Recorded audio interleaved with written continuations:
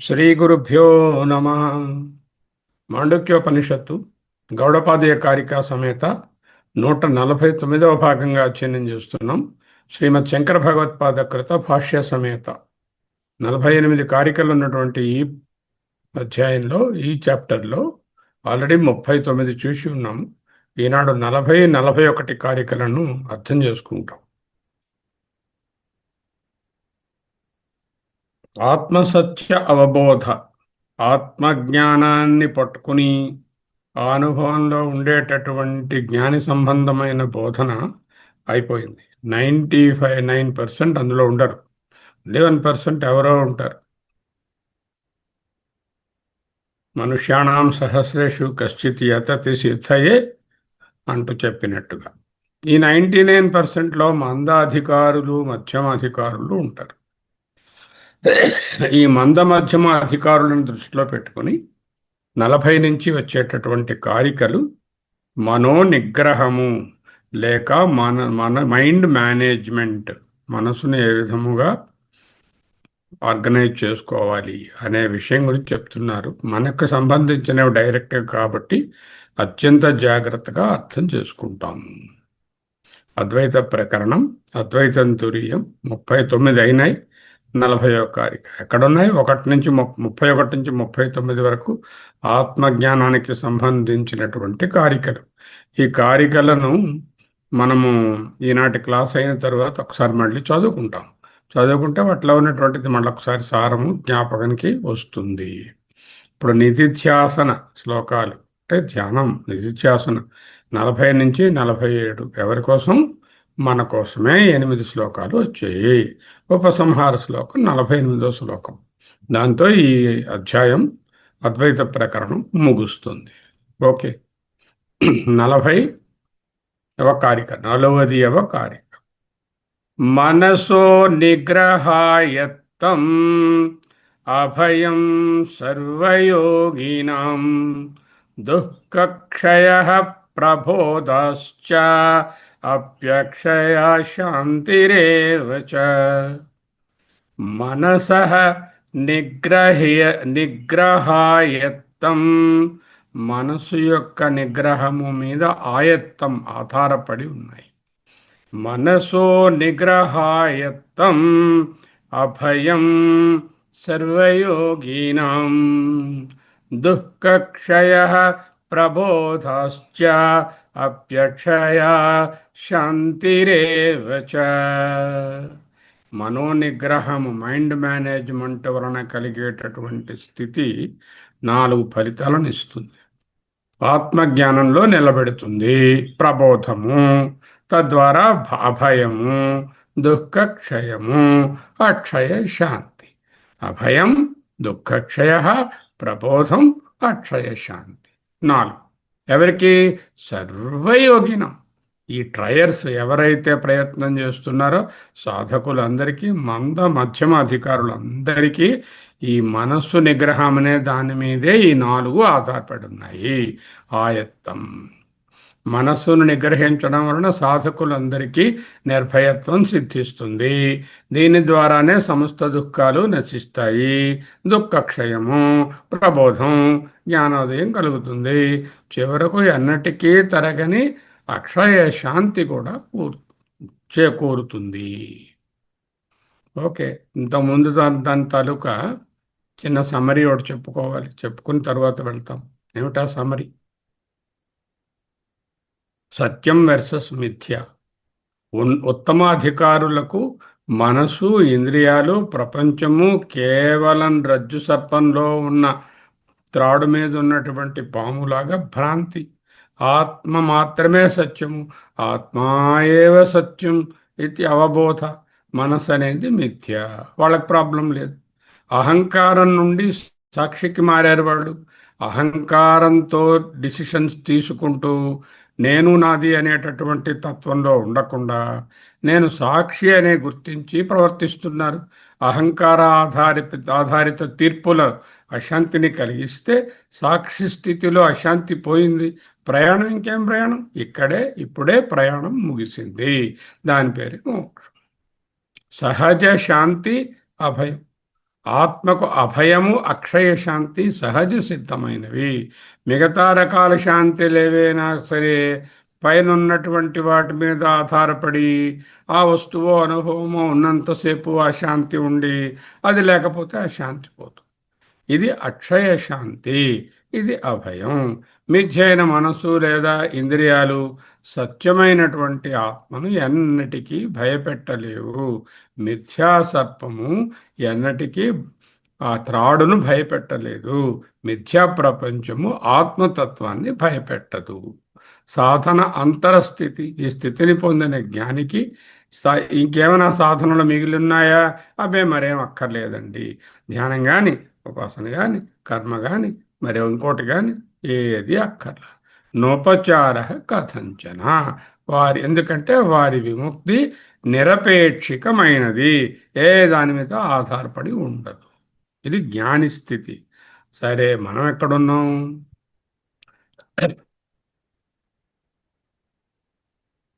మానసిక సమస్యల బంధం. మంద మధ్యమ అధికారులం మనం. వీళ్ళకి సాధన ఆవశ్యకత. ఎవరైతే మనస్సును ఆత్మ కంటే భిన్నమైన ఇంకొక నిజమైన వస్తువుగా భావిస్తారో, అంటే మనసుకు సత్యత్వాన్ని చెప్పుకుంటూ ఉంటారో, వాళ్ళు మానసిక సమస్యలన్నీ నా సమస్యలు అంటూ ఉంటారు.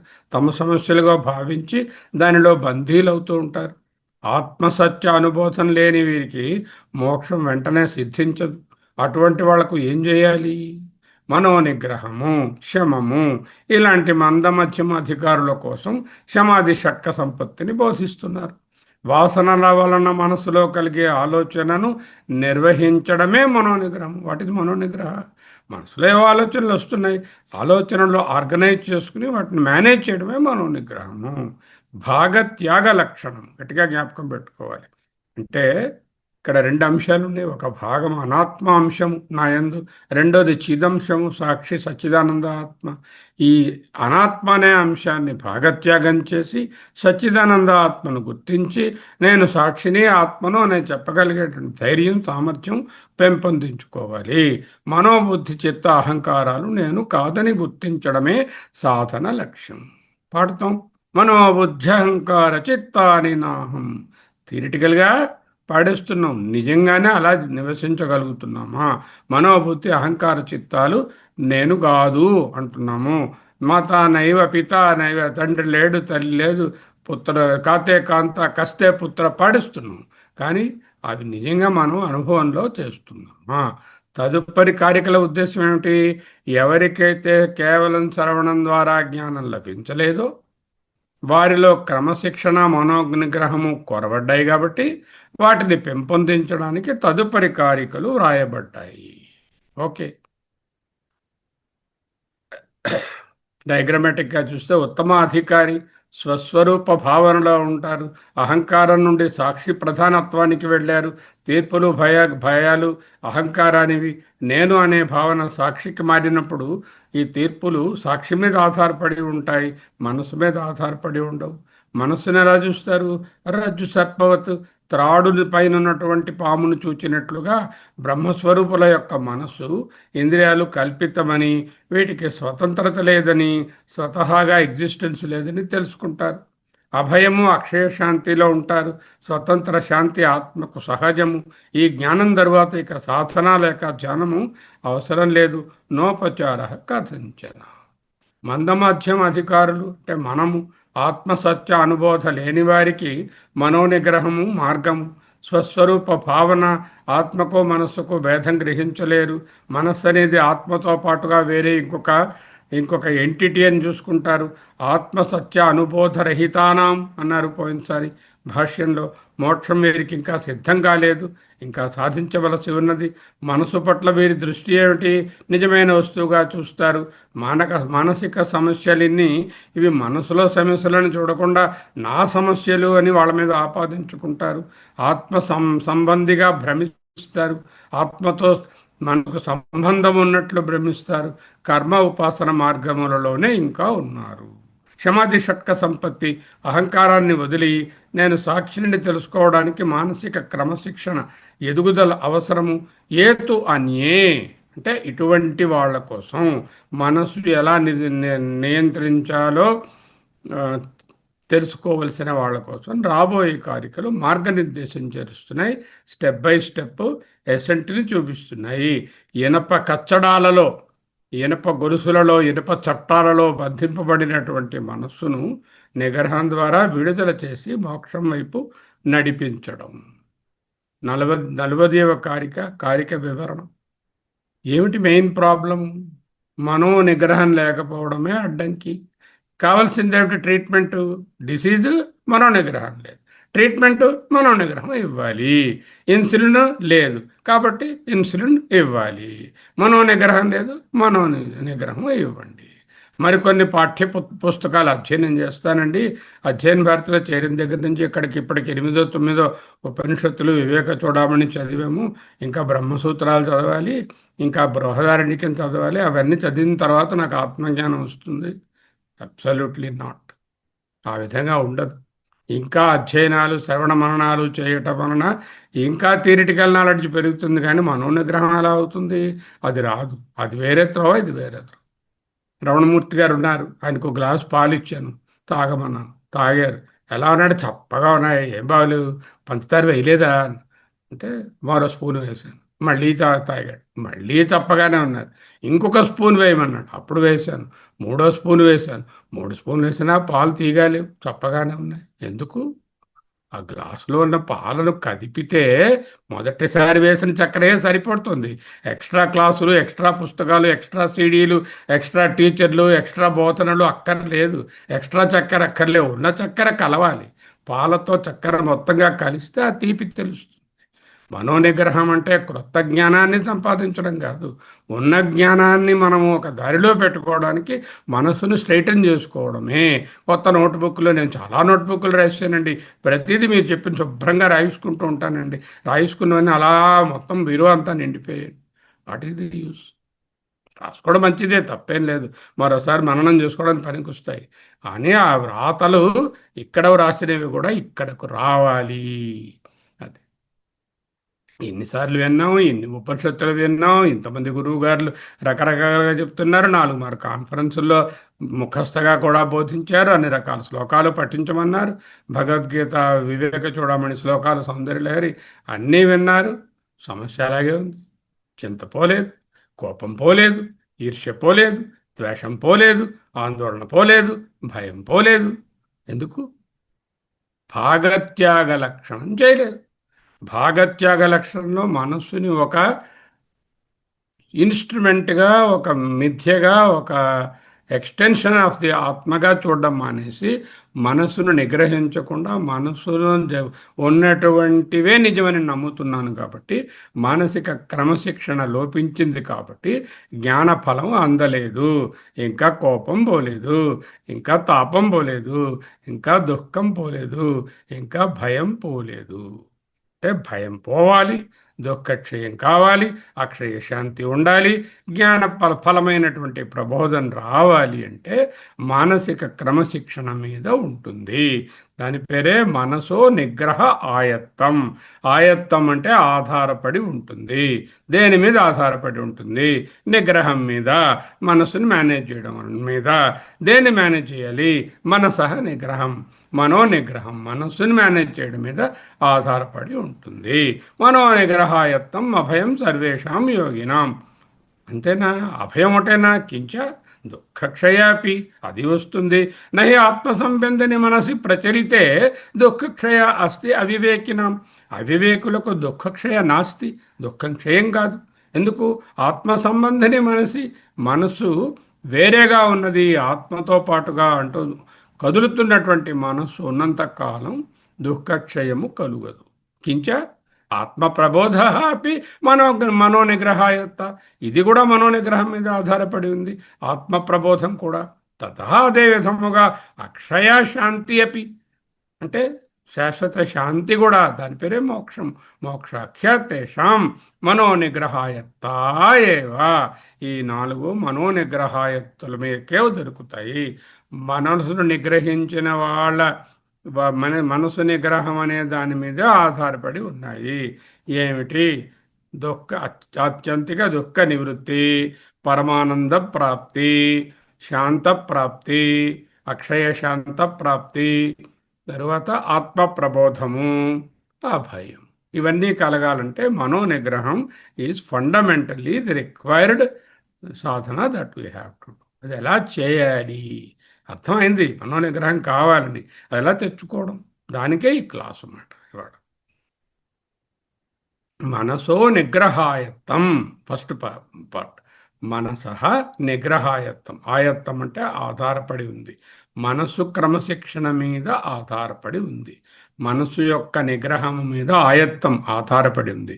ఏమిటి ఆధారపడి ఉంది? అభయం. అంటే జ్ఞాన ఫలాలలో 4 ఒకటైనటువంటి అభయం. ఎవరికి? సర్వేషాం యోగినాం, ఆ అందరి సాధకులకు కూడా. జ్ఞానఫల రూపమైన అభయము. మనసు క్రమశిక్షణ లేకపోతే జ్ఞానం రాదు. జ్ఞానం థియరిటికల్గా కలిగిన అది జ్ఞానఫలం రాదు. జ్ఞానఫలం అంటే ఏమిటి? అభయం. ఎవరికి? సర్వేషాం యోగినాం. ఓకే, ఆధ్యాత్మిక సాధకులందరికీ మనోనిగ్రహం తప్పనిసరి. కించ అభయం మాత్రమేనా? అబ్బెబే, దుఃఖక్షయం కూడా. సంసారమే ఒక దుఃఖము, ఈ దుఃఖక్షయం కూడా కలుగుతుంది. దుఃఖం అంటే చింత, శోకం. దుఃఖ విముక్తి కూడా మానసిక క్రమశిక్షణ మీదనే ఆధారపడి ఉంది. నాకు చాలా దుఃఖంగా ఉంది అన్నాడంటే మైండ్ మేనేజ్మెంట్ లోపించిందని అర్థం. దుఃఖాన్ని తీసుకోవలసిన విధంగా తీసుకోలేకపోయాడు అని అర్థం. దుఃఖం ఏమిటి? మనోవృత్తి. ఇట్ ఇస్ అనదర్ ఆలోచన, another moment in the mind. సుఖం ఏమిటి? అది మైండ్లో మూమెంట్. భయం అది కూడా మైండ్లో ఒక ఆలోచన. ఇవన్నీ మనోవృత్తి రూపాలు. మరి గీతలో పరమాత్మ ఏం చెప్పారు? ఇచ్ఛా ద్వేష సుఖం దుఃఖం సంఘాతశ్చేతనాధృతి. ఇచ్ఛా ద్వేష సుఖం దుఃఖం సంఘాతశ్చేతనాధృతి. ఏతత్ క్షేత్రం సమాసేన. వీటన్నిటినీ కలిపి క్షేత్రం అంటారు, ఫీల్డ్ ఆఫ్ యాక్టివిటీ. సవికారం ఉదాహృతం. ఇవన్నీ వికారాలకు లోనైనటువంటివి. నీవు క్షేత్రము కాదు, నీవు క్షేత్రజ్ఞుడవు. క్షేత్రజ్ఞయోర్ జ్ఞానం ఏతజ్ఞానం మతం మమ. तुम्ही क्षेत्रज्ञ है, क्षेत्र नहीं है. All the sukha dukha, everything is a part of the kshetra and that is bound to change. This is 13.6. అవన్నీ క్షేత్రానికి అంటే మనసుకి సంబంధించినవి. దుఃఖక్షయాపి, దుఃఖం పోవడం కూడా మనసః నిగ్రహ, మనోనిగ్రహం మీద ఆయత్తయేవా అంటూ కలుపుకోవాలి. దుఃఖక్షయాపి అని వదిలేశారు ఆయన భాష్యంలోని. దుఃఖక్షయ అపి మనసో నిగ్రహాయత్త ఏవా, అది కూడా మనోనిగ్రహం మీద ఆధారపడి ఉంది అనేది చెప్పకనే ఆ పార్ట్ని మళ్ళీ అనువృత్తి చేసుకోవాలి. నహి ఆత్మ సంబంధిని మనసి ప్రచలితే, మనసు కదిలిపోతుంది. ప్రచలితే బాగా ఊగిపోతుంది, మొదలు మనసులో అనేకమైన అల్లకల్లోలం అంటామే. అల్లకల్లోలం ఎందువల్ల ఉంది? 3 రకాలైనటువంటి ఆలోచనలు ఉంటాయి. జాగ్రత్తగా వినండి. ఒకటి, ఒక సంఘటన. ఈ సంఘటన బయట ఉన్నది. ఏదో బాగా దగ్గర కావలసిన వాళ్ళు మరణించారు. ఆ సంఘటన వలన మనసు కలత. లేకపోతే పలానా వాళ్ళకి యాక్సిడెంట్ అయింది, పలానా బాగా దగ్గరగా ఉన్న వాళ్ళకి డబ్బులు పోయాయి, మరొకటి ఏదో వచ్చింది, మనసు కలత చెందింది. అంటే ప్రపంచంలో ఉండేటటువంటి అనుభవాలు, వస్తువులు, వ్యక్తులలో ఉండేటటువంటి వికారాలు, మార్పుల వలన మనసులో కలత. This is one type. Second one, బయట అంతా బాగానే ఉంది, ఏమీ లేదు, ఎవ్రీథింగ్ ఈజ్ వెరీ ప్లెజెంట్, ప్రశాంతంగా ఉంది, అందరూ హాయిగా ఉన్నారు. మనసులో వాసనలు ఉన్నాయి. అంటే పెట్టి తీసి చూసుకుంటూ ఉంటాను. ఆ పెట్టిలో ఏవో పాత ఉంటాయి. పలానా నాడు నన్ను ఇలా వీళ్ళు అన్నారు, పలానా డబ్బులు ఇంత ఉండి ఇప్పుడు పోయాయి, అప్పుడు అలా ఉండేవండి, ఇప్పుడు ఇలా అయిపోయాను, అప్పుడు ఆరోగ్యం ఉంది, ఇప్పుడు ఆరోగ్యం లేదు. ఈ పేటిక తీసి ఆ పాత వాసనలతో ప్రజెంట్ స్టేట్ని కాంట్రాస్ట్ చేసి కొత్త ఆలోచనలు పుట్టించుకొని ఆ ఆలోచనలను దుఃఖపడుతున్నాం. ఇది రెండు. ఒకటేమిటి, బయట ఉన్నటువంటి విషయాలు, వస్తువులు, మనుషులు, అనుభవాల వలన నా మనసు కలుగుతుండడం. రెండోది, బయట ఎవరు డిస్టర్బెన్స్ ఏమీ లేదు, లోపల నాలో ఉన్నటువంటి పేటిక, ఈ వాసన పేటికను తెరిచి చూచుకొని, అది ఈజీగా తెరుచుకుని ఉంటుంది, ఎప్పుడో మూతలు తీయకుండానే రెడీ అయిపోతుంది. దాంట్లో ఉన్నవన్నీ బయటకి తిరగదోడి, అందులో ఎక్కడ పాచింతకాయ పచ్చడి ఆలోచనలు ఏవో వస్తాయి, ఆ ఆలోచనలు బయటకు తీసి వాటిని కంపేర్ చేసి అప్పుడు అలా అన్నారు, ఇప్పుడు ఇలా అన్నారంటూ ఇప్పుడు మళ్ళీ బాధపడటం. అది. ఇంక మూడోది ఏమిటి, స్వతంత్రంగా నేను ఏదైనా చేయాలి అనుకున్నప్పుడు చేసే సంకల్పం. మొదటి రెండు ఏమిటి, నా స్వతంత్రత లేదు, అస్వతంత్రంగా వచ్చి పడ్డాయి involuntary thoughts. Then there are voluntary thoughts. I have to go to Bangalore. I have to buy a ticket, which is the best flight. You have to make a sankalpa and do some action for that. This is willfully what you have done. So there are three things. One, outside influencing your mind. Two, your own previous experiences as vasanas influencing your present situation.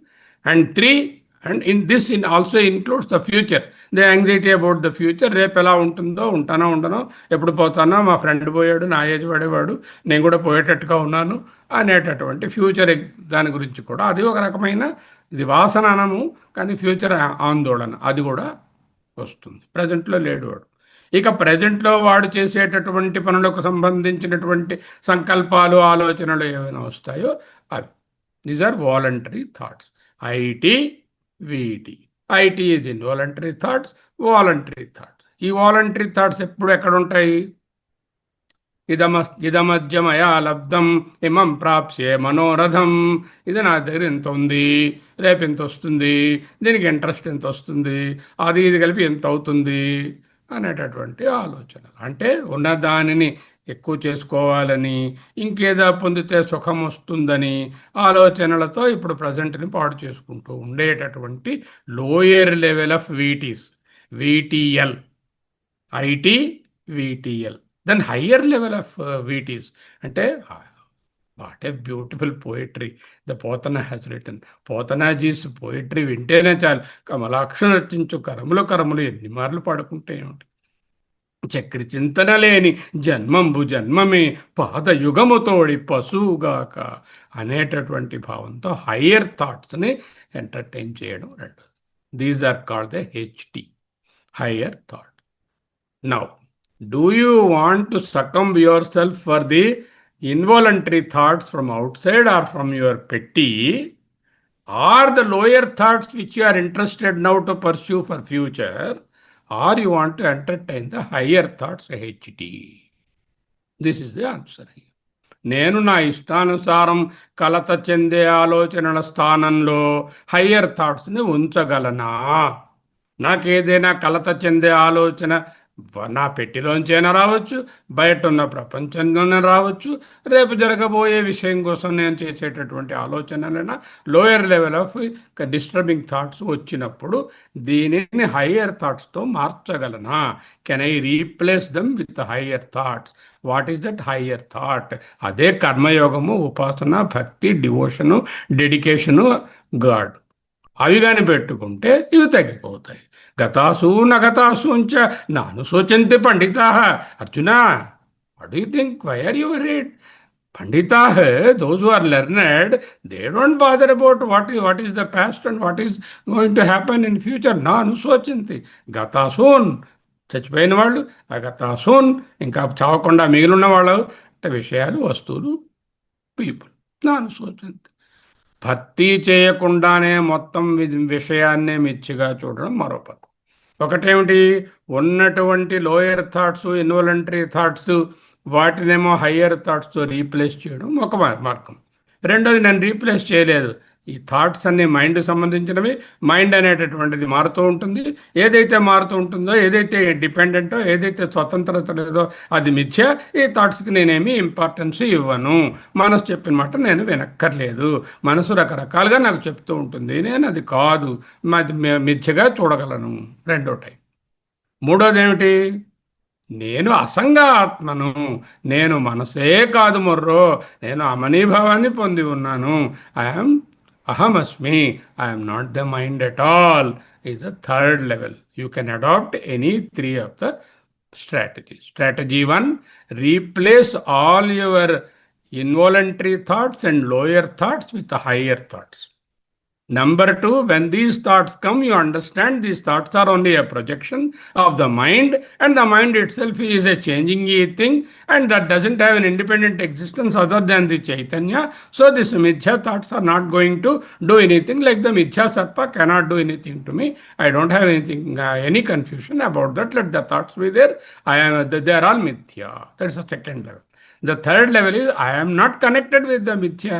I am not connected with the mind and its contents. I am not connected with the thoughts at all. I am the Sachidananda Atma, Asangoham, Asangoham, Asangoham, Punah Punah, Aham Asmi, Aham Brahmasmi, Ane Alochana. You understand? There are three methods they are saying.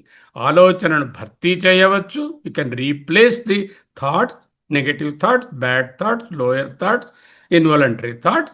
Or you can cancel those thoughts, saying that they have no value at all. There is no real value. It's only a projected, apparent value. They don't have a real value. Or, I have nothing to do with the mind. I am myself a Sachidananda. Any one of the three methods you can do. Atma sambandhini manasi pracharite. మనోనిగ్రహం లేని వ్యక్తులకు మనసు చెందినప్పుడు, అంటే మనసు ప్రచరితే చెందింది. ఎందుకు? ఆత్మకు ఇది వేరే ఎంటిటీ అని అనుకుంటున్నాడు. ఆత్మ సంబంధిని. నేను రవిప్రకాష్, నేను ఎస్విఆర్ మూర్తి అన్నట్టు ఆత్మ ఒక ఎంటిటీ, మనసు ఒక ఎంటిటీ అనుకున్నప్పుడు అది కదులుతుంది. ఓకే, అప్పుడు దుఃఖక్షయే నాస్తి. దుఃఖక్షయం లేదు. దుఃఖం నుండి విముక్తి పొందలేరు. ఎందుకు?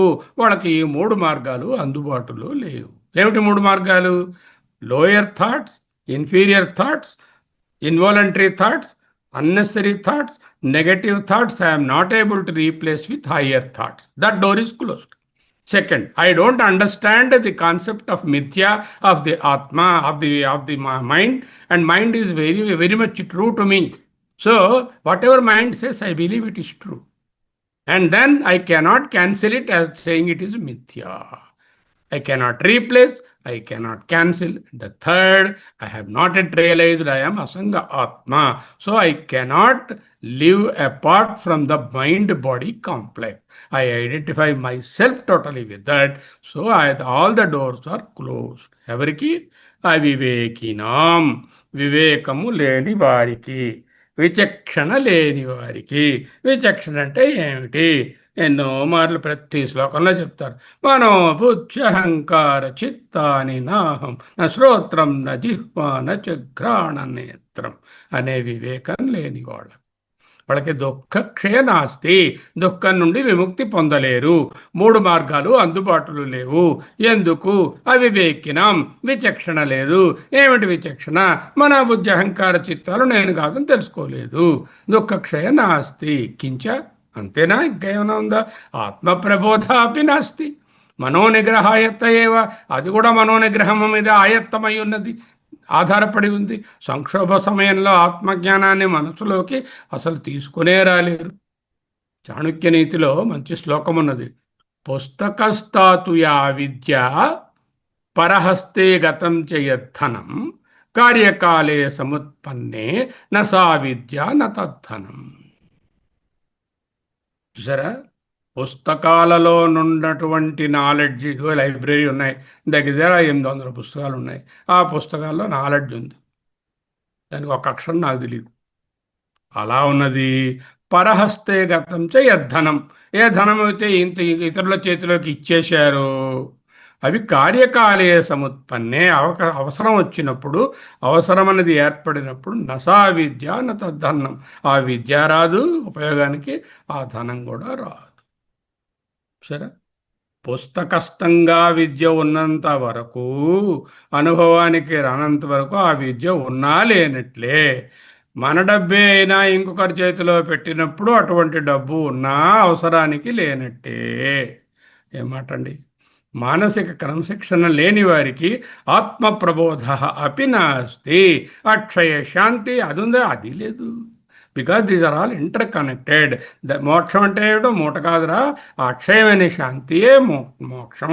మోక్షాఖ్య, మోక్షం అనే పేరు కలిగినది. దీనినే జీవన్ముక్తి అంటారు. ఇవన్నీ కూడా ఎక్కడున్నాయండి?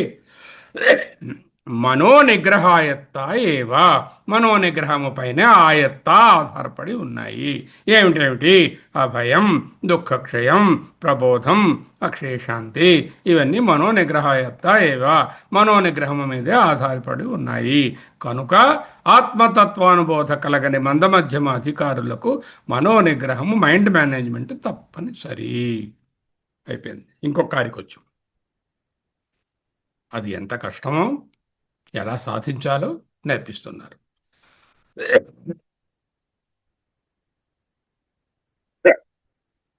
ఉత్సేకబుధధేర్యద్వత్ కుశాగ్రేణైక బిందునా మనసో నిగ్రహ తద్వత్ భవేదపరిఖేదతః. మళ్ళీ చదువుతున్నాను. ఉత్సేక ఉదధేర్యద్వత్ కుశాగ్రేణైక బిందునా మనసః నిగ్రహ తద్వత్, మనసః నిగ్రహ తద్వత్ భవేదపరిఖేదతః. బ్యూటిఫుల్ ఎగ్జాంపుల్తో చెప్తున్నారు. ఉదధే, ఉదధి అంటే ఉదకమునకు నిధి. ఏది ఉదకానికి నిధియో అది ఉదధి. అంటే ఉదకం అంటే నీరు, అంటే సముద్రం. సముద్రంలో ఉన్నటువంటి నీటిని ఉత్సేకం అంటే బయటికి తీసి తోడడం. దేంతో చేస్తున్నాడు? కుశాగ్రేణ, దర్భ తీసుకున్నాడు. దర్భ చిగుర్లో సముద్రంలో ముంచి ఆ తీసి ఆ డ్రాప్ పైన వేస్తున్నాడు. ఇలా ఒక్కొక్క బిందున, ఏక బిందున ఒక్కొక్క డ్రాప్గా సముద్రంలో నీటిని దర్భగడ్డి తాలూకా చిగురుతో ముంచి తీసి బయటకి వేసి సముద్రాన్ని ఇంకించాలి, ఉత్సేకం చేయాలి, దాన్ని ఎండించాలి అని ఎవడైనా ప్రయత్నం చేస్తూ ఉంటే అది అంత కష్టమో, మనసు యొక్క నిగ్రహము కూడా తద్వత్ భవేత్, అంత కష్టము చెప్తున్నారు. అంటే అత్యంత దుర్లభము అంటే చేయడానికి అవకాశం ఉంది. ఎంతోమంది నిగ్రహించుకొని ముందుకొచ్చినటువంటి మహానుభావులు, జ్ఞానులు తెలుస్తున్నారు కదా మనకి. చిన్న దర్భగడ్డి కొనతో సముద్రంలోని నీటిని ఒక్కొక్క బొట్టుగా బయటకు తీస్తూ సముద్రాన్నే ఖాళీ చేయాలని ఒక వ్యక్తి ప్రయత్నిస్తే అది ఎంత కష్టమో, మనసుని అదుపు చేయడం కూడా అంతే కష్టమైన పని. అయితే ఏం చేస్తావు? అదుపు చేయకు, దాన్ని ఉన్ని, let it confuse me, I will remain in the confusion and samsara forever. I don't require any moksha. That is one path. For them no study is required. అయితే సముద్రాన్ని చుక్కలుగా తోడే వ్యక్తికి ఎంతటి ఓర్పు, పట్టుదల, అలసట లేని నిరంతర కృషి అవసరమో, మనసును జయించడానికి కూడా సాధకుడికి అంతటి పట్టుదల ఉండాలి. విసుగు చెందకుండా, ఉత్సాహాన్ని కోల్పోకుండా నిరంతరం ప్రయత్నిస్తేనే మనసు అదుపులోకి వస్తుంది. బ్యూటిఫుల్ శ్లోకం. ఉత్సేక ఉదధేర్యద్వత్ కుశాగ్రేణైక బిందునా మనసో నిగ్రహ తద్వత్, యద్వత్ తద్వత్ భవేదపరిఖేదతః. చంచలం హి మనః కృష్ణ ప్రమాధి బలవదృఢం తస్యాహం నిగ్రహం మన్యే వాయోరివ సుదుష్కరం. ఒకవేళ గాంధీవన్నీ తీసుకుని ఒక బాణం కొట్టే వాయువు గారిని ఆపేయమంటే ఆపేయగలను, కానీ నా మనస్సును ఆపలేను మహాత్మా. ఓ కృష్ణ, చంచలం హి మనః Krishna అసంశయం మహాబాహో. There is no doubt about it. Mind is a difficult one, most difficult one to control. But you have two instruments, Abhyasa and Vairagya. Abhyasa is constant knowledge that you belong to the higher self and you are not the lower self. Once you know that, the Vairagyam, the lower self has to be నైతి నైతి అని దాన్ని ఛేదించడం. అసంశయ మహాబాహో మనో దుర్నిగ్రహం చలం అభ్యాసేన తు కౌంతేయ వైరాగ్యేణ చ గృహ్యతే. అదే చెప్తున్నా. మనసులో ఒకవైపు సంకల్పాల ద్వారా ఉత్పన్నమైన ఆలోచనలు ఉంటాయి. ధ్యానంలో కూర్చుందాం అనుకున్నాను. 15 నిమిషాల పాటు సగుణ ఈశ్వరుడు నా ఈశ్వర స్వామిని సోమవారం నాడు, ఇవాళ కార్తీక సోమవారం, ఈయన ధ్యానం చేసుకుంటే చాలా మంచిదని సంకల్పించి కూర్చున్నాను. ఈ 15 నిమిషాలలోనే ఎక్కడ లేని ఆలోచనలు వచ్చేస్తాయి. లేకపోతే నిర్గుణ బ్రహ్మ ఓం అని పెట్టుకుని ఓంకారాన్ని సంకల్పించుకొని ధ్యానం చేస్తున్నాను. ఒక టగ్ ఆఫ్ వార్, ఒక పెనుగులాట మొదలైంది. ఏమిటి సంకల్పం? ఏమిటి? What is your desired free will is saying do ధ్యాన. వాట్ యువర్ వాసనాస్ అండ్ ప్రపంచం is saying no no no don't do dhyana, come out, there is a beautiful picture going on outside, or some event is going on, let us go out. Or mind is telling no no no, we have a lot of problems last year, this year also current will be a big problem, lot of heat, why don't you think about that now and do something and buy a new AC, this dhyana you can do later on. The vasana ఏది గెలుస్తుంది? ఏది గెలుస్తుంది? ధ్యానం చెయ్యి అనేది పక్కెళ్ళిపోతుంది. ఈ ప్రపంచము వాసనలు ఎట్లాగుతున్నాయో అదే గెలుస్తుంది. ప్రపంచము వాసనలు అంత శక్తివంతమైనవి, బయటకు లాగేస్తాయి. వాయుర్నావమివంభస హరంతి ప్రసభం మనః. ప్రసభం వెంటనే మనసును హరంతి, దొంగిలించేస్తాయి, లాగేస్తాయి. వాయుర్నావమివంభస. బలమైనటువంటి గాలి ఏ విధముగా నావని కొట్టేస్తుందో ఎటో పక్కకి, ఆ విధంగా నీవు కూడా లాగబడిపోతావు. మనోనిగ్రహం అంటే సంకల్పిత ఆధారిత ఆలోచనలు, ఫ్రీ విల్. ఈ free will, lower free will and higher thoughts, LW and HT, higher thoughts. ఈ ఫ్రీ విల్ శక్తివంతం కావాలి. ఏ ఆలోచనైనా సరే నా మనసులోకి నా పెర్మిషన్ లేనిదే రావడానికి వీలు లేదు.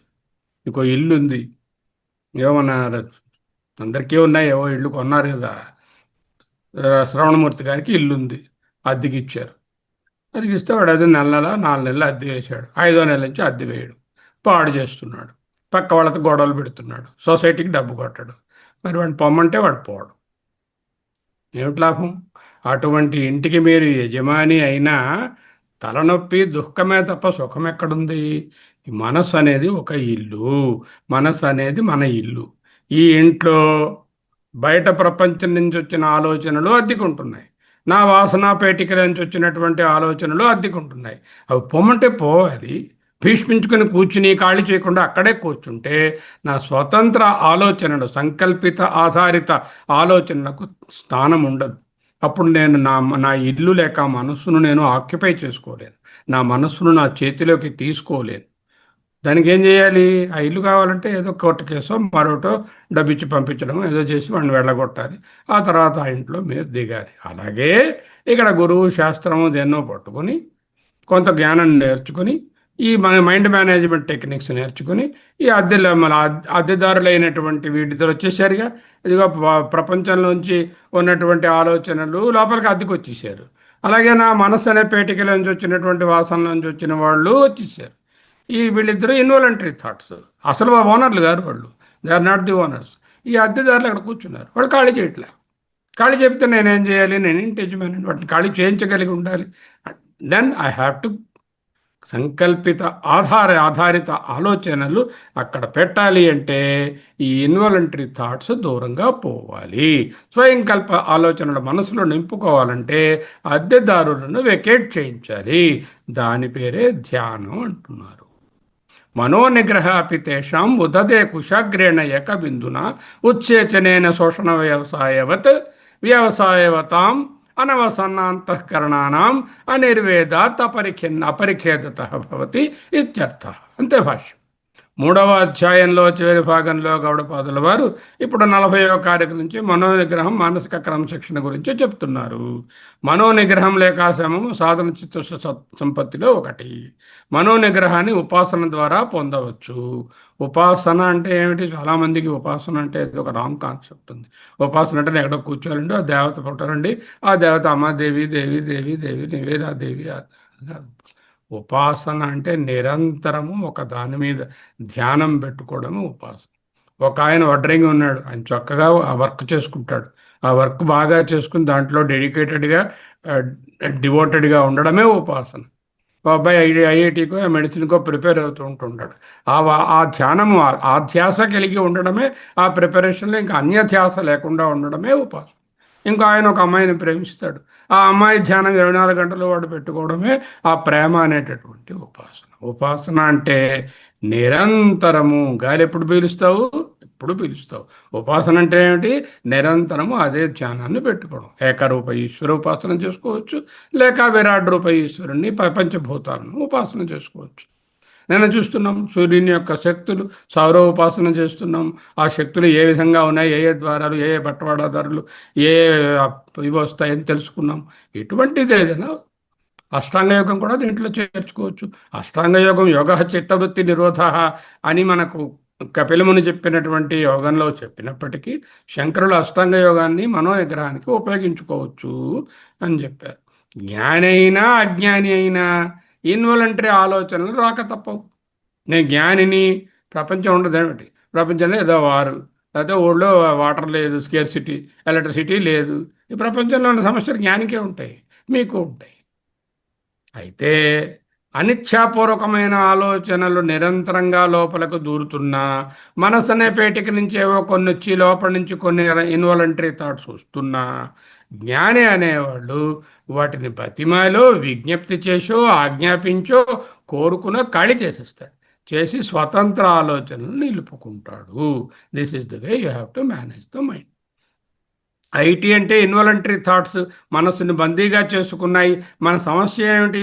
మనస్సును ఇన్వాలంటరీ థాట్స్కి, కలవరపరిచే ఆలోచనకు, హానికరమైన ఆలోచనలకు బందీ చేసేసాం. సంకల్పంతో ఐటీని ఖాళీ చేయించాలి. ఫ్రీ విల్తో ఐటీని ఖాళీ చేయించలేకపోతున్నాం. ఇవి ప్రపంచం నుండి వాసనల నుండి పుట్టాయి. ఈ ఫ్రీ విల్ వీటిని అదుపులో ఉంచాలి. You must have control on what is being discussed in your mind. Is it unnecessary అసంకల్పిత involuntary thoughts which have nothing to do, they have to vacate, they are not the owners, I am the owner, I have to be there. IT అదుపులో లేకపోతే, అంటే involuntary thoughts అదుపులో లేకపోతే శ్రవణ మనన నిధిధ్యాసలకు సమయం ఉండదు. అది చాలా పెద్ద జ్ఞాన ప్రతిబంధకము. ఐటీని పరిష్కరించలేని సమస్యగా ఉన్నప్పుడు ఉపయోగించగలిగినటువంటి ఏకైక పద్ధతి ఏమిటి? హయ్యర్ థాట్స్ తేవాలి. అంటే వేదాంత ఆలోచనలను తీసుకురావడం ద్వారా ఐటీ అంటే ఇన్వాలంటరీ థాట్స్ను అల్పమైనదిగా చేయాలి. ఒక గీత ఉంటుంది, ఆ గీతను చిన్న చేయమన్నారు. అరే అది రాతి మీద చెక్కిస్తారంటే ఆ గీత నేను చిన్న చేయలేను, ఓపెన్ చేయ పెద్ద గీత గీస్తే అది చిన్నది అయిపోతుంది. మనకు తెలిసింది ఏదైనా సమస్య వస్తుంది, దాని పక్కనే ఇంకో పెద్ద సమస్య వచ్చాకల్లా చిన్న సమస్య మర్చిపోతాం. అంటే ఈ లోయర్ లెవెల్ ఆఫ్ ఆలోచనలు, ఇన్వాలంటరీ థాట్స్ను higher thoughts or thoughts related to the god or the so called bhakti అనండి, ధ్యానం అనండి, ఉపాసన అనండి, కర్మయోగం అనండి, వీటిని ఉపయోగించుకుంటే ఆ గీతను చిన్నది చేయవచ్చు.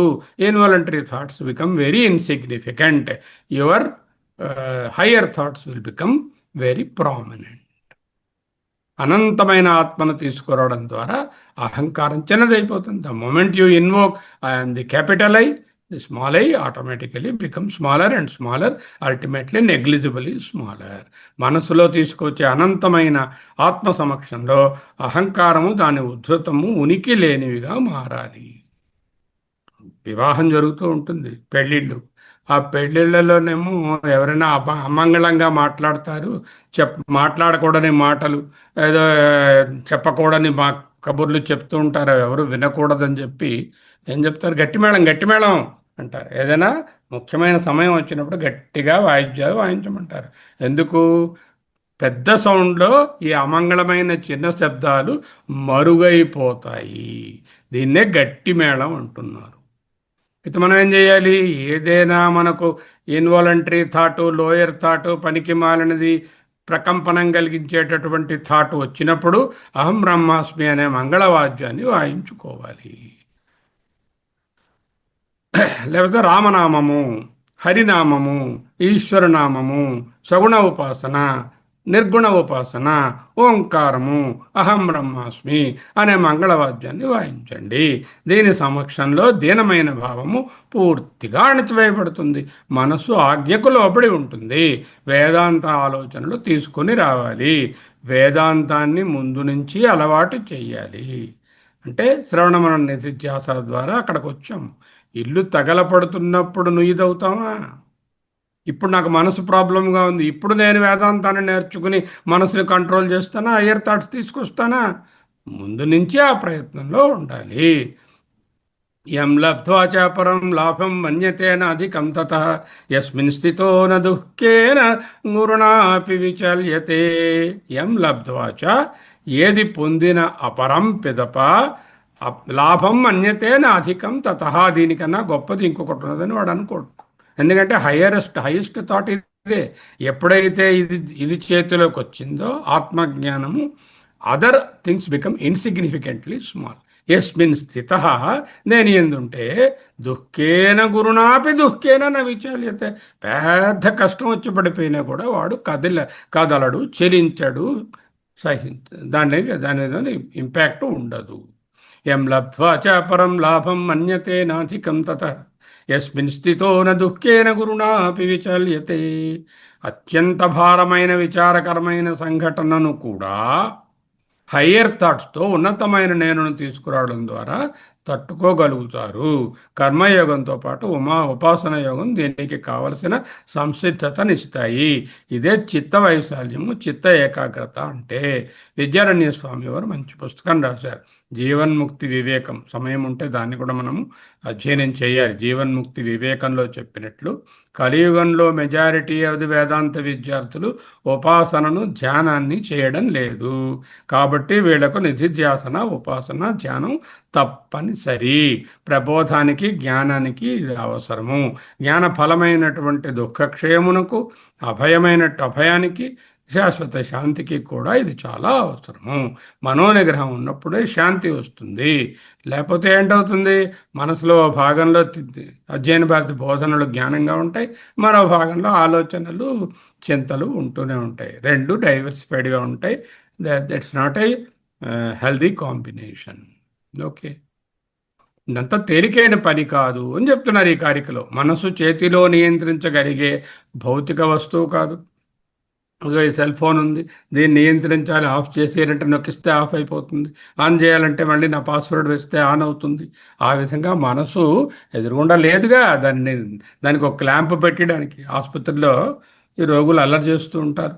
ముఖ్యంగా వాళ్ళకి ఇన్కోహరెంట్గా ఉన్నప్పుడు, కన్ఫ్యూజ్డ్గా ఉన్నప్పుడు, వేరియస్ కారణాల వలన వాళ్ళు అన్ని పీకేసి లాగేసి చేసేస్తూ ఉంటారు. వాళ్ళు ఏం చేస్తారు? చేతులు కాళ్ళు క్లాంప్ చేసేస్తారు. ఎటువంటి కదలకుండా, అవి పీకేయకుండా, ట్యూబ్లు అవి పీకేయకుండా. అలా మనస్సుని క్లాంప్ చేసేద్దామంటే క్లాంప్ చేయడానికి అది వస్తువు కాదే. మరి ఎలాగా? ఆ క్లాంప్ ఏమిటి ఇక్కడ? మనసును ధ్యానమే క్లాంపు. ధ్యానం అనేటటువంటి దాంట్లో, ధ్యానం అంటే అరగంట పావుగంట కాదు, నిరంతరము ఆత్మభావంలో ఉండాలి. నిరంతరము సగుణ ఈశ్వరుడైనా పర్వాలేదు, నిర్గుణ ఈశ్వరుడైనా పర్వాలేదు. ఒక గడ్డిపోచతో సముద్రాన్ని ఖాళీ చేసినంత కష్టం. ఉదధేహి, ఉదధి సముద్రము, ఉదధే సముద్రమును ఉత్సేచనేన దీంట్లోంచి అక్కడ ట్రాన్స్ఫర్ చేయడం వల్ల శోషణ వ్యవసాయవత్. శోషణం అంటే ఎండించడం అనేటటువంటి, వ్యవసాయం అంటే ప్రయత్నం, వ్యవసాయము అంటే ప్రయత్నము అని అర్థం. వ్యవసాయదారుడు అంటే ప్రయత్నం గట్టిగా చేస్తున్నాడు, అది కూడా వ్యవసాయమే. కానీ మనం వ్యవసాయం అంటే అదే కల్టివేషన్ అనుకుంటాం. వ్యవసాయం అంటే నిరంతర గట్టి ప్రయత్నమే వ్యవసాయం. వ్యవసాయాత్మిక బుద్ధి ఏకేహ కురు నందన. ఓ అర్జున, బుద్ధి వ్యవసాయాత్మిక కురు. ఒకే ఏకేహ బుద్ధి వ్యవసాయాత్మిక, అత్యంత ప్రయత్నం కలిగినటువంటి బుద్ధిగా చెయ్యి. బహుశాఖా హి అనంతాశ్చ, అవి బుద్ధయో వ్యవసాయినాం, ఎవరి బుద్ధి అయితే ఏకాగ్రంగా ఉండి గట్టే ప్రయత్నం చేయదో అవ్యవసాయినాం, వాడి బుద్ధి బహుశాఖా, ఇటు అటు వెళ్ళిపోతుంది, దానికి ఎండ్ లేదు. Infinitely disturbed అనంతాశ్చ. బ్యూటిఫుల్ శ్లోకం. వ్యవసాయాత్మికా బుద్ధి ఏకేహ కురు నందన, బహుశాఖా హి అనంతాశ్చ బుద్ధయో వ్యవసాయినాం. దర్భగడ్డి కొన సహాయంతో సముద్రాన్ని ఖాళీ చేయడానికి చేసే ప్రయత్నం వంటిది. ఏకబిందున, చుక్క చుక్కగా, ఉత్సేచనం ఎండబెట్టడం, ఖాళీ చేయడం, ఉత్సేచనేన శోషణం వ్యవసాయవత్. అది ఉదాహరణ. మనోనిగ్రహ అపి తేషాం వ్యవసాయవతాం, ఎవరైతే క్రమం తప్పకుండా అభ్యసిస్తారో మరియు అనవసన్న అంతఃకరణం అని రాశారు. ఎవరి మనస్సు అయితే మనోనిగ్రహం అనే అభ్యాసంతో ఎప్పుడూ అలసిపోదో, అనవసన్నం. అవసన్నం అంటే అలసిపోవడం, అనవసన్నం అంటే అలసిపోదో. ఎవరి మనస్సు ఈ విధమైన ధ్యానంలో అలసిపోదో, అభ్యాసంతో ఎప్పుడు అలసిపోదో. బ్యూటిఫుల్ శ్లోకం. గీత again 6th chapter is the most important chapter for nididhyasana. We have seen almost all the quotations have come from that. Tam vidyat dukkha sanyoga viyogam yoga sangitam sanischayena yoktavyo yogaha anirvinna chetasa. నిర్విణ్ణ చేతస, నిర్విణ్ణము అంటే అలసిపోవడం, నిర్విణ్ణత కలగడం, వద్దని వదిలేయడం. అనిర్విణ్ణ చేతస, అలసిపోని మనస్సుతో, అనవసన్న అంతఃకరణం, రెండు ఒకటి. అపరిఖేదత అంటే నిస్పృహ చెందకుండా, కృంగిపోకుండా. పరిఖేదత అంటే దుఃఖం కలగడం. అయ్యో ఎందుకురా ఈ ధ్యానం, నాకు నా తలరాతలా ఉంది, హాయిగా క్రికెట్ చూసుకోవచ్చు కదా, వాళ్ళు వీళ్ళు గెలిచారో వాళ్ళు గెలిచారో తెలుస్తుంది, లేకపోతేనేమో మార్కెట్లోకి వెళ్ళిపోతే ఎన్ని రకాల వస్తువులు అవన్నీ కొనుక్కోవచ్చు, ఇక్కడేంటి ధ్యానం నా తలరాతలా ఉంది అంటూ నిస్పృహ, కృంగిపోకుండా. అపరిఖేదత అంటే వ్యవసాయవత అపరిఖేద అంటే ప్రయత్నాలా ఉండాలి. అనవసన్నము, అపరిఖేదము. అనవసన్నం అంటే అలసిపోలేదు, అపరిఖిన్నత అంటే నిస్పృహ చెందలేదు. అటువంటి దాంతోనే చేయగలరు. తదుపరి కారికలకు అవతారిక అడుగుతున్నారు ఇక్కడ. కిం అపరిఖిన్న వ్యవసాయ మాత్రం ఏవ మనోనిగ్రహ ఉపాయ. మనోనిగ్రహానికి ఉపాయము అపరిఖిన్న వ్యవసాయమేనా? అంటే అలుపు చెందనటువంటి, కృంగిపోనటువంటి, నిస్పృహ లేనటువంటి ప్రయత్నం సరిపోతుందా, ఇంకేదైనా ఉన్నదా అని అడుగుతున్నారు. ఆయనే ప్రశ్న వేశారు భగవత్పాదులే. కేవలం నిరంతర ప్రయత్నం మాత్రమే సరిపోతుందా, లేక మానసిక క్రమశిక్షణకు ఉపయోగపడేది మరేదైనా అవసరం ఉన్నదా? This is the question. Is it enough if daily I commit myself to the dhyana without getting disturbed from that? అనవసన్నంగా అంటే అలసిపోకుండా అపరిచ్ఛిన్నంగా చేయడమే సరిపోతుందా, ఇంకేదైనా కావాలా?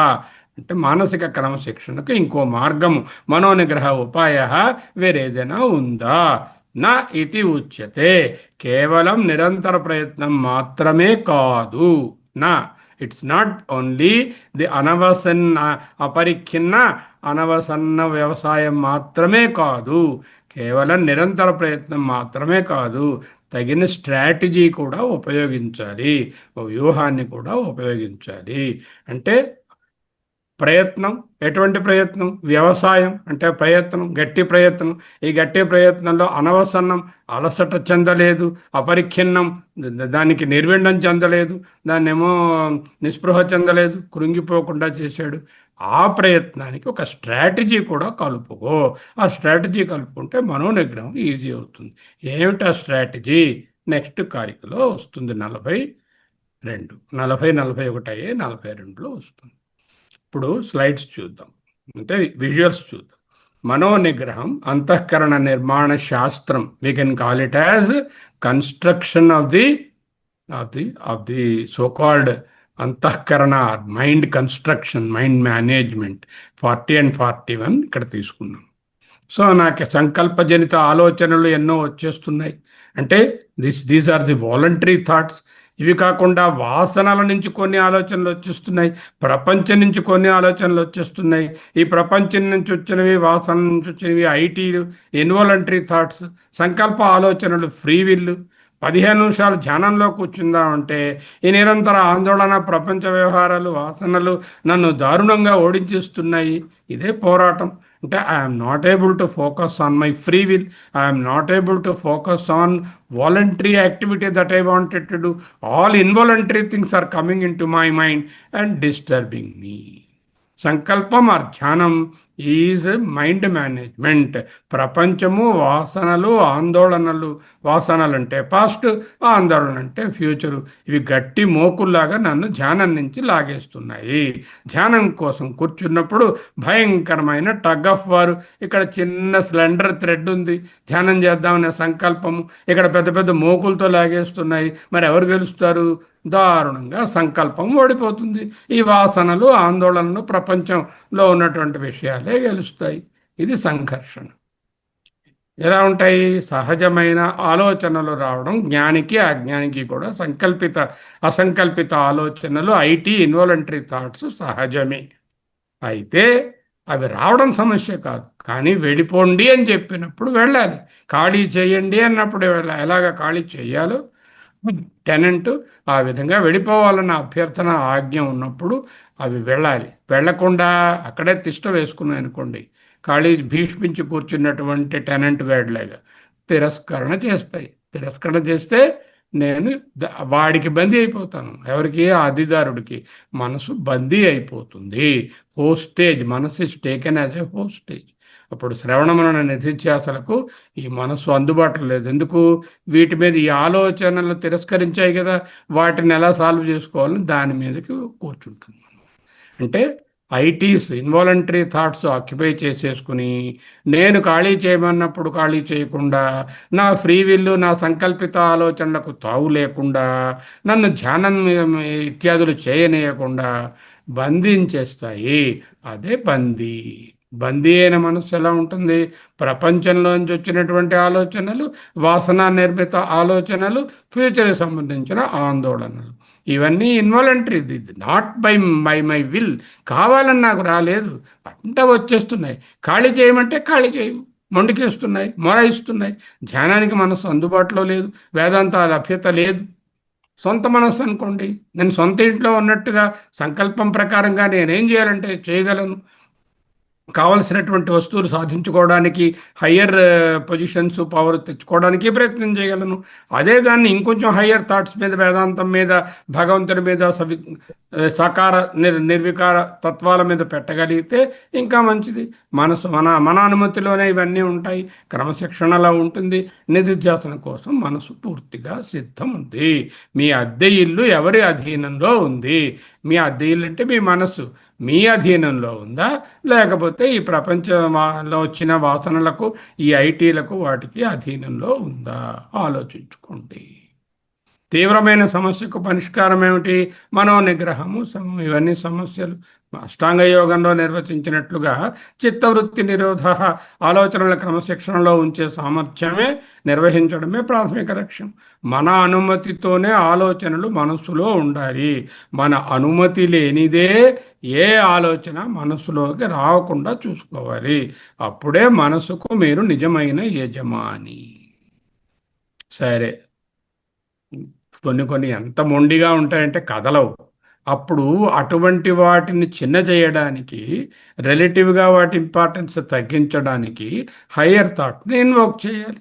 చిన్న గీతను పెద్ద గీత చేయడానికి అహం బ్రహ్మాస్మి, అహం అహం ఆత్మ అస్మి, అహం అసంగో అస్మి, ఈ విధమైన థాట్స్ ద్వారా వేదాంత ఆలోచన తీసుకొస్తే ఆ సమస్యను బాగా మినిమలిస్టిక్గా చేయగలుగుతారు. అంటే పెద్ద గీత, చిన్న గీత కదా. ఇది ఎప్పుడు చేయాలి? ఇవన్నీ నీ వేదాంత శ్రవణ మనన నిధిధ్యాసలు ఇల్లు మండిపోతుంటే కూపఖననం అంటే నుయ్యి తవ్వడం కాదు కదా.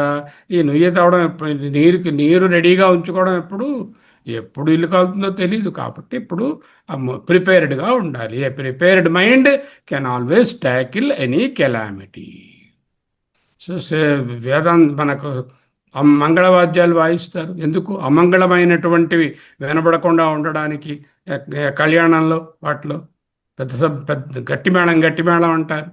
అంటే మనం కూడా అమంగళమైనటువంటి ఆలోచనలు వచ్చినప్పుడు మంగళమైనటువంటి ఆలోచనలనే హయ్యర్ థాట్స్ను వెంటనే ఇన్వోక్ చేయాలి. ఏదైనా ప్రాబ్లం వచ్చినప్పుడు, సమస్య వస్తుంది, మనసు ఇటువంటి పరిపరి విధాలు పోతూ ఉంటుంది, ఏదో కావలసిన వాళ్ళే ఎవరో మరణిస్తారు, ఏదో అవుతుంది, వెంటనే అహం బ్రహ్మాస్మి, అహమస్మి, అసంగోహం అనేటటువంటి ఆ మంగళవాద్యాన్ని వాయించాలి.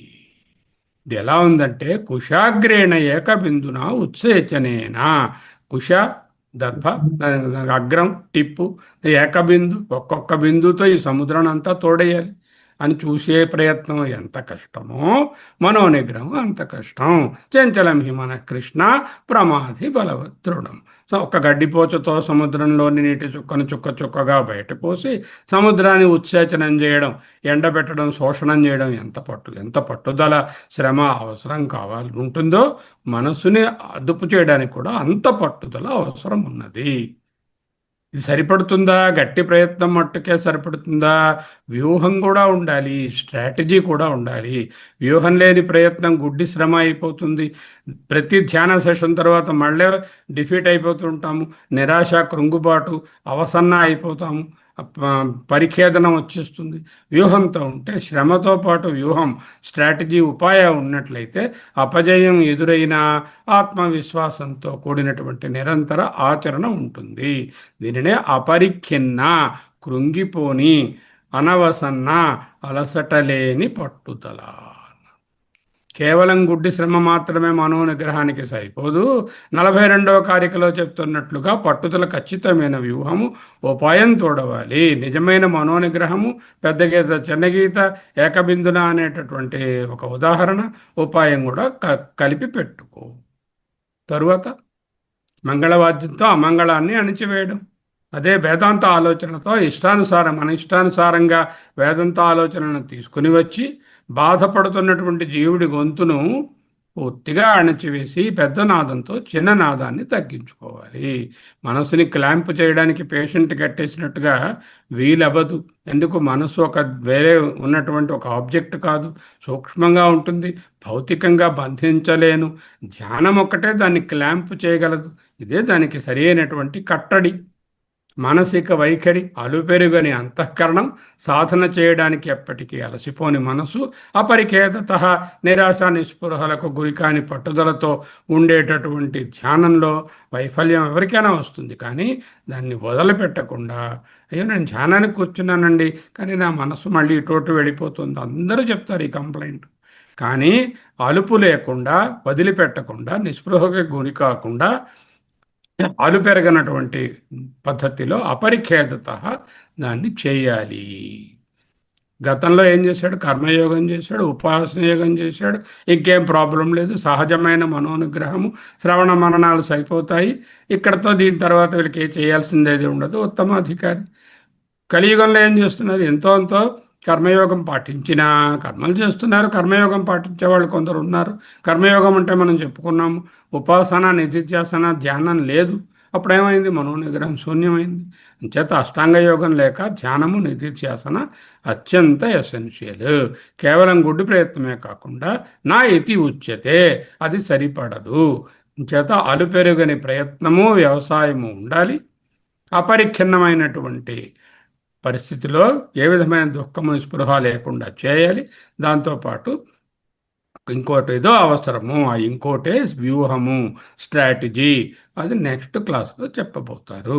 అలుపెరిగిన ప్రయత్నము, సరి అయిన వ్యూహము, మనోనిగ్రహము, జ్ఞాన ప్రయత్నం. జ్ఞానం మరియు ఆందోళన ఒకే మనసులో సహజీవనం చేయలేవు. ఓ పక్క ఏమో డిస్టర్బ్డ్ మైండ్, ఇంకో పక్క ఏమో జ్ఞానం, ధ్యానం, లేకపోతే అధ్యయన భారతి క్లాసు అంటే కుదరదు. మనోనిగ్రహం సమము ద్వారానే జ్ఞానఫలమైన సంపూర్ణ శాంతి లభిస్తుంది. సంకల్ప బలం, తీవ్రమైన ప్రయత్నం, వ్యవసాయం, సరి అయిన ఉపాయంతో అంతర్గత గృహానికి, అంటే మన ఇంటికి, మన మనస్సులకు మనమే నిజమైన యజమాని అవ్వాలి. సార్వభౌమ అధికారం పొందినట్లు. స్వరాజ్యం, సార్వభౌమత్వం. నేను ఉపాసనలో చదివాను. వాడు స్వరాజ్యాన్ని పొందుతాడు, సార్వభౌముడవుతాడు, పర్యేత పొందుతాడు. చదివిన ఉపాసనలు అంటే ఏమిటి? మనసు ఇప్పుడు బందీ కాదు, అత్యున్నత సాధనకై సిద్ధంగా ఉన్న ఒక దివ్యమైనటువంటి ఇన్స్ట్రుమెంట్ నా చేతిలో. విశ్రాంతి లేని అద్దె ఇంటి గొడవల నుంచి ప్రశాంతమైన సొంత గృహంగా ఉండే మనసుగా మార్చుకోవడమే నిజమైనటువంటి విజయం.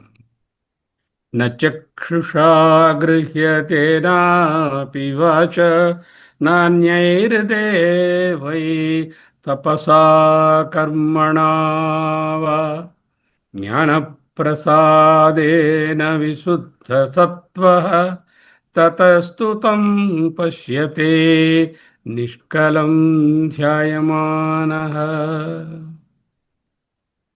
ఇప్పుడు అందరికీ ఓపెన్ చేద్దాము. జాగ్రత్తగా అందరూ క్వశ్చన్ ఆన్సర్స్ కూడా వినండి.